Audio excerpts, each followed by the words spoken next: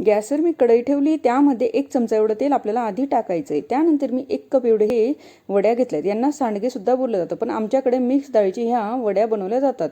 आता ह्या छान अशा आपल्याला भाजून घ्यायच्या 1 ते 2 मिनिटांसाठी मीडियम फ्लेमवर मस्त यांना तेलामध्ये आपल्याला भाजून घ्यायचं। मस्त लालसर कलर येईल तोवर मी याला भाजून घेते। हे बघा मस्त हा कलर यांना आलाय। आता वेगळं आपल्याला यांना प्लेटमध्ये काढून घ्यायचं आहे। प्रत्येक देशामध्ये, प्रत्येक सिटीमध्ये, प्रत्येक गावामध्ये वेगवेगळ्या पद्धतीने प्रत्येक रेसिपीला नाव असतं। त्याच पद्धतीने आमच्याकडे या सांडग्यांना मठाच्या वड्या असं म्हटलं जातं। आता मी यांना मस्त भाजून घेतलंय। त्यानंतर त्याच कढईमध्ये 2 चमचे एवढं तेल टाकलेलं आहे। अर्धा चमचा जिरं, अर्धा चमचा राई यांना मस्त असं तडकू द्यायचं आहे। हे छान तडकल्यानंतर आता मी इथं टाकलाय 1 कांदा, बारीक चॉप केलेला कांदा आपल्याला इथं टाकून घ्यायचा आहे। आणि अद्रक लसूणची पेस्ट मी घेतली, ती पण आपल्याला इथं 1 चमचा एवढी टाकून घ्यायची। हिला मस्त अशी परतून घ्यायची। मस्त हिचा कच्चापणा गेला तोवर मी याला परतून घेतलं। 1 मीडियम फ्लेमचा असा कांदा घेतला होता आणि बारीक चॉप करून घेतला होता। मस्त तांबूस कलर येईल तोवर आपल्याला भाजून घ्यायचं। हे बघा ट्रान्सफर झाला तोवर मी याला भाजून घेतलं। आता यामध्ये 1 चमचा एवढं लाल तिखट टाकले मी, 1 चमचा कांदा लसूण मसाला टाकला आहे, अर्धा चमचा हळद टाकली आहे आणि अर्धा चमचा धने जिरे पावडर टाकून घ्यायची आपल्याला।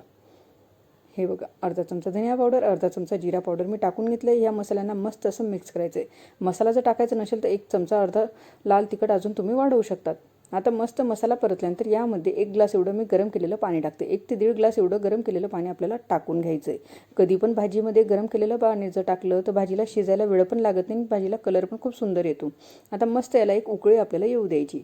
मी याला मस्त मीडियम फ्लेमवर 1 छान अशी उकळी येऊ देते। मीठ टाकायचं आहे चवीनुसार। याला छान अशी उकळी आलेली, हे बघा मी तुम्हाला दाखवते। मस्त अशी उकळी आली। आता जे आपण वड्या भाजून घेतल्या त्या इथं आपल्याला टाकून घ्यायच्या आहेत आणि आता मस्त मिक्स करायच्या आहेत। वरून वाटलंच तर कोथिंबीर टाका आणि आता झाकून यांना आपल्याला 5 ते 7 मिनिटांसाठी यांना मस्त असं शिजू द्यायचं लो फ्लेमवर। 5 ते 7 मिनिटांनंतर उघडून बघूया। 7 ते 1 मिनिटं झालेली आहेत, याला उघडून बघूया। वाव किती मस्त, हे बघा मस्त तरी पण आली आहे आणि किती छान रसरशीत आपल्या या सांडग्यांची भाजी बनवून तयार झाली। भाकरीसोबत, चपातीसोबत खायला मस्त आपली ही भाजी बनवून तयार आहे। शिजली का नाही मी तुम्हाला दाखवते। हे बघा लगेच याचा तुकडा होतोय। गरमागरम आपली सांडग्यांची भाजी बनवून तयार आहे। व्हिडिओ आवडला असेल तर लाईक शेअर करा।